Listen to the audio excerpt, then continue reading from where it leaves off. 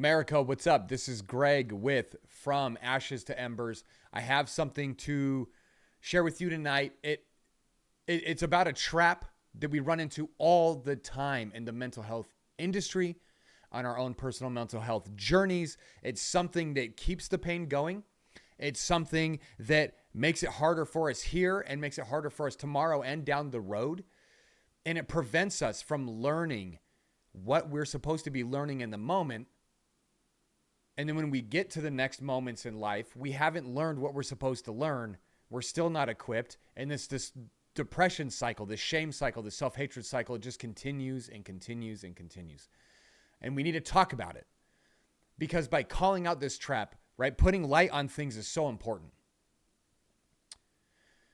Just by acknowledging it is going to help alleviate some of the pressure in your mind, some of the pressure in your heart. You're going to feel like, oh, okay. And I know this because if you guys haven't, if you have watched my previous video, Redefining Mental Health, then you know what I'm talking about. If you haven't, I'm going to give you the highlights real fast. I was depressed from the age of 7. I was suicidal at 7 years old. Up until the time I was about 30, I struggled with thoughts of suicide. I had multiple psychotic breaks throughout my life. One of them lasted 7 years from the time that it was like 2012 to 2019. I don't remember exactly how old I was, and I came from a very broken home. And despite all of that, I live with a sense of purpose every single day. I have a relationship with my kids that I haven't seen before. It is very rare. And I have a relationship with my wife that is strong, that is close, it's intimate, it's sexy. And I have a way of thinking about myself, thinking about life, thinking about obstacles and pain that gives me a constant sense of power. So I came from a very, very dark place, a very broken place, and I am a man who lives with focus, with power, with purpose every single day. And this is so uncommon, which is why I do what I do, because I want to help you. I want to help dads. I want to help other people achieve what I have been able to achieve and find what I've found in life. And this trap is of feeling better. That's why I wrote on this piece of paper right here, stop trying to feel better. Stop trying to feel better.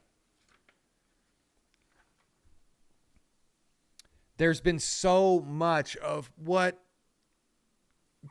people have committed to, have accepted, have tolerated, what is even being taught now in a lot of instances, in a lot of circles, is just to feel better. Because we equate depression to the sensations of depression.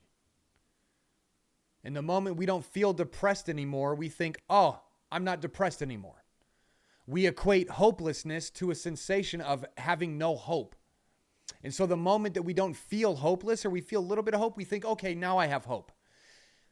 We have turned our feelings into gods that we serve obediently. And it is perpetuating this cycle, especially in feeling better. Stop trying to feel better. I've had people tell me, Greg, are you saying that people should feel like crap all the time? And I think, is that what I freaking wrote? Did I write here, feel like crap all the time? No. Stop trying to feel better is an approach to mental health that puts the focus on actual outcomes, on actual productivity, on results. Not on emotion and not on feelings. I can control results.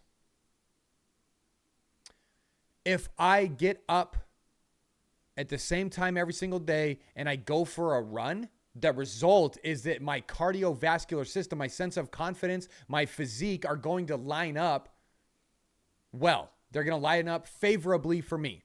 Okay? I can control those results. If my children are mad at me because I haven't been spending enough time with them, I can control the result of that relationship by spending more time with them and apologizing for not spending time with them, right? Emotions, we can't control emotions. You could be having the best day of your life, and you know this, and all of a sudden you just start feeling like crap, and it doesn't always make sense. There are some finer details, but the point is that We know we can't control what we're feeling all the time. We know that we can have the most negative mindset. We can be doing terrible things and still feel good. We could also have a very strong, very focused, optimistic mindset and still feel hopeless and still feel like a fraud, still feel like a piece of shit. We know this, right? So we already know, you already know, we've already talked about and proven that these feelings aren't something to base our life on, to base our decision on. So why do we put so much focus on trying to feel better when it comes to our mental health? When it comes to depression and my hatred for myself and the shame that I have and feeling hopeless and feeling lost, like my life means nothing, like I mean nothing. If we understand that feelings can't be controlled and we shouldn't follow them, right? We get that box, but we then put ourselves into another box where our energy, our effort, our fight goes into not feeling certain things anymore. For years, my goal in life was to just not hate myself so much every day. My goal in life was to just not feel as badly as I felt all the time.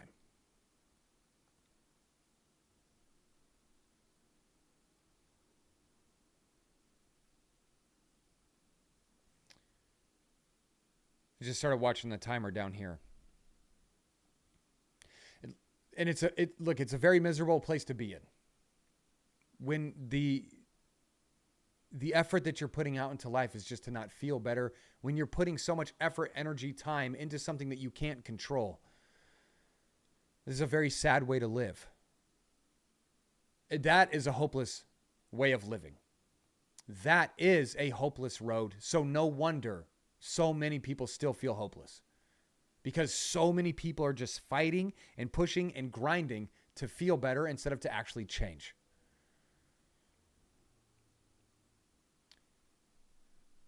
And you know, you could be doing something that's bad for you and still feel good about it, right?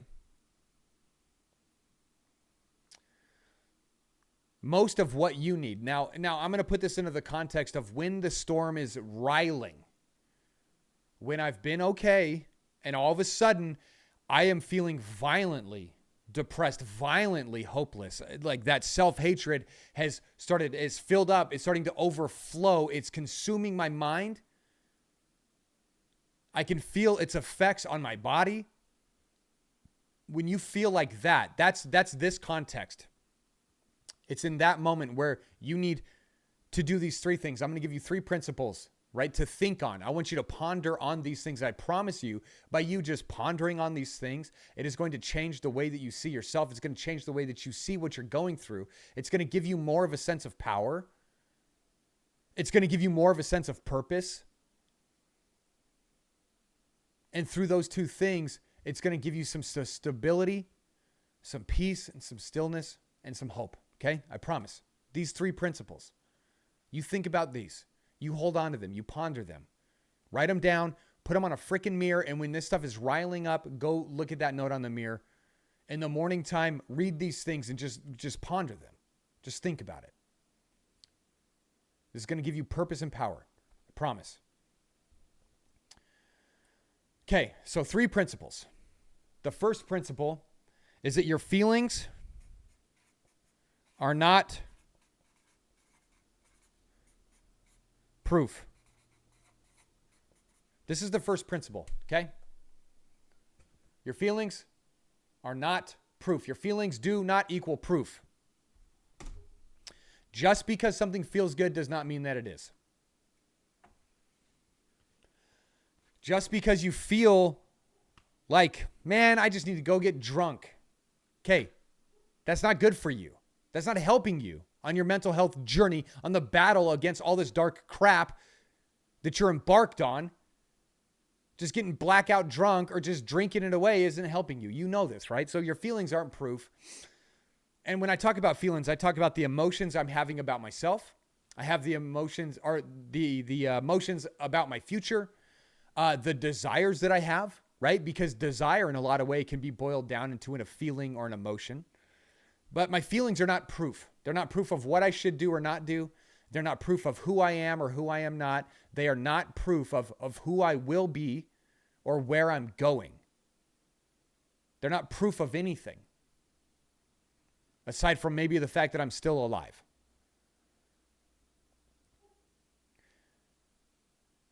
Take on the realization. You can feel terrible and you could still be changing, right? And this is a part, especially on the mental health journey, we start to put in work, we put in work, and then we hit a storm. And what is one of the first things that you think or you say? I'm not changing at all. I haven't changed a little bit. I've been working, I've been trying, I've been fighting, and I still haven't changed. What the hell? Okay? But just because you feel the way that you've felt for a long time does not mean that you actually are the way that you have been. Now, the men that I work with, my clients, I see this all the time, and I have to point it out aggressively to them. Hey, remember when you said this? Look at what's happening in your life now. Even though you don't feel it, you need to look at the proof, right? So our feelings are not proof. This is principle number 1.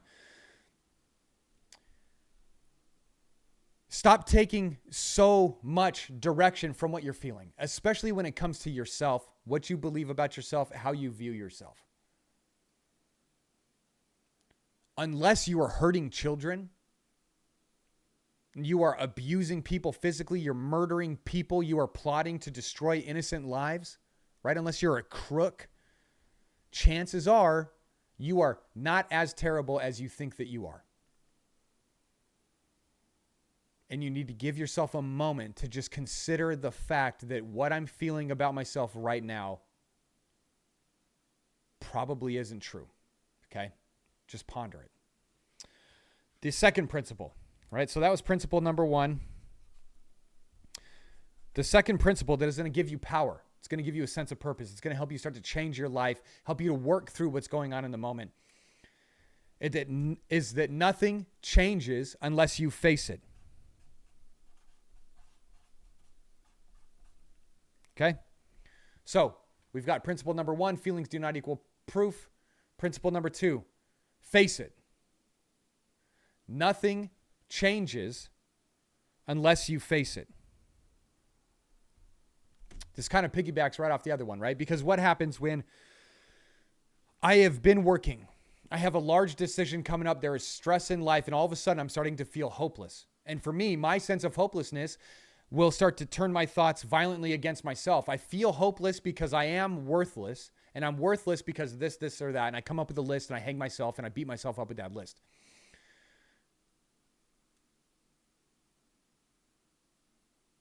I lost my train of thought.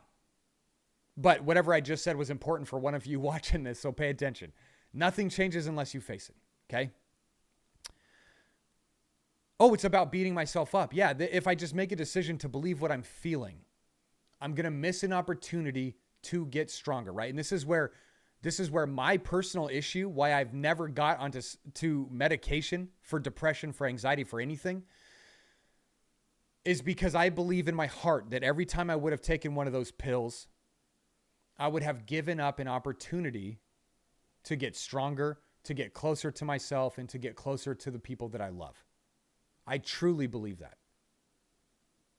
I think that there are very few cases where medication is the go-to answer.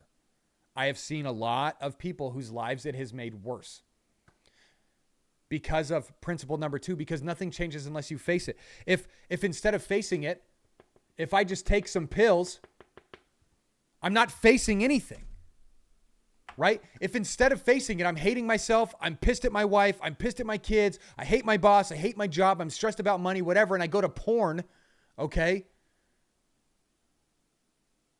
I'm running away from what's really going on in here. And what's really going on in here is how all the stuff out here is convincing me that I am a certain way, that I will be a certain way, that I'm worth certain things or not worth certain things. This is also the reason, I'm telling you, this is also the reason why I gave up nicotine recently. I love nicotine, but I gave it up because every time when I was about to focus, if I was going into a big meeting, if I was going to have a difficult conversation, if it was going to be a hard workout, it didn't matter. I would pop nicotine in and I would help to focus my mind and I would go. And every time I did that, I stole from myself an opportunity to be genuine because I was needing some external substance. some chemical to help me feel the way that I wanted to feel when I didn't even need to feel that way anyways, but I didn't need it. I was running from the moment. I was escaping from the moment. Nothing changes unless you face it. If you continue to run away, you will only end up where that problem is. And now look, here's the thing, right? Let me draw this. This is your life, okay? You are the circle. This is your body. This is your mind. This is your time.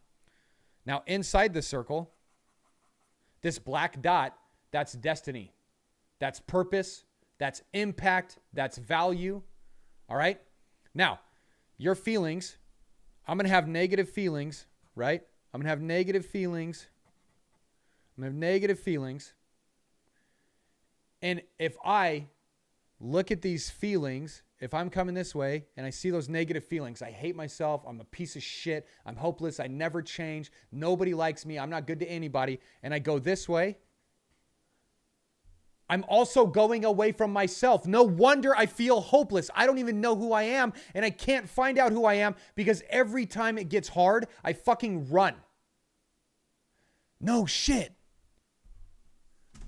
Science. This is the real mental health conversation that we need to be having. This is the conversation that I had with myself that changed my life. This is the conversation that I have with my people so they can change. If you continue to run, you are only going to end up farther from yourself, farther from peace, farther from purpose, farther from power. The other thing too is that when you run, guess what? I'm running to something else over here, right? Whatever this is. When I run to that other thing, I feel like I'm getting my sense of destiny, of purpose, of belonging, of value here. Okay? I'm not getting it from who God made me to be. I'm not getting it from who I really am, what I really have to offer. I'm getting it from something else. And when I come down here and I get a new sense of identity, a false sense of identity, and guess what? I go back to my people. Let me draw a little stick figure upside down. Bear with me. Oh, gangster. When I go back to my people, right? So here's the thing. I feel these negative emotions, self-hatred, thoughts of suicide, fear, anxiety, insecurity, whatever. And I don't do the work. I don't stay in the moment. I run, right? I go do what feels good. I do something to take these feelings away and I run.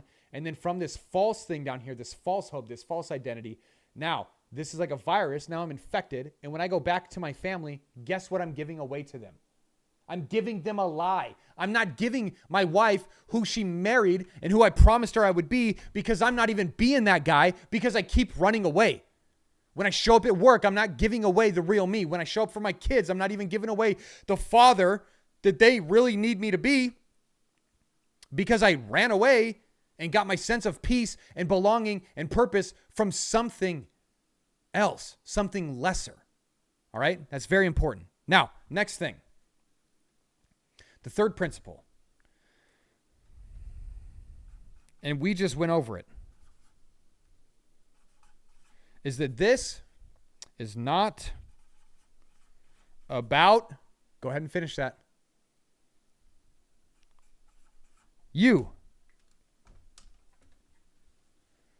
You knew already what I was going to say before I even said it. This is not about you.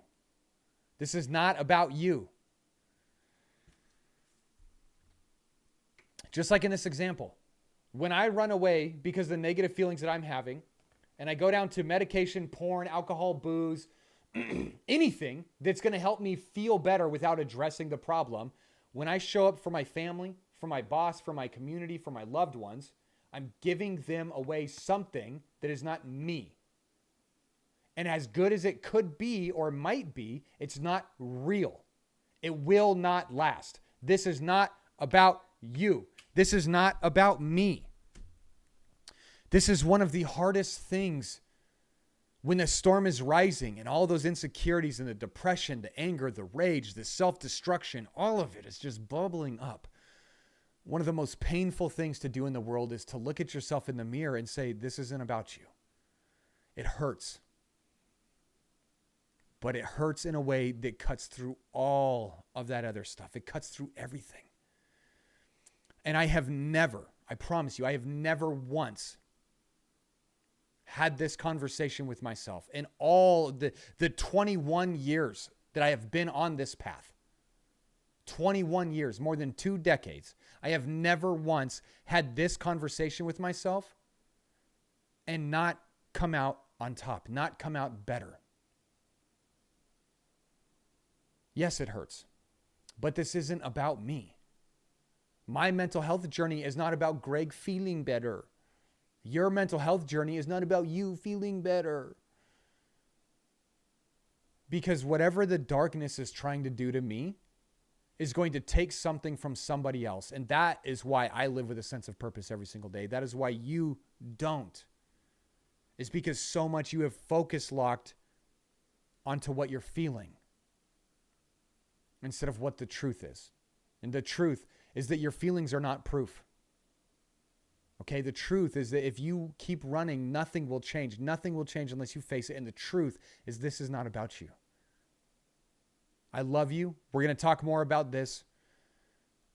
Subscribe, like this channel, share this with somebody. This is probably the most important video you've ever seen in your life. And I'm not saying that lightly. I'm saying it because I know. If you need something, message me. Follow me on Instagram. I got you.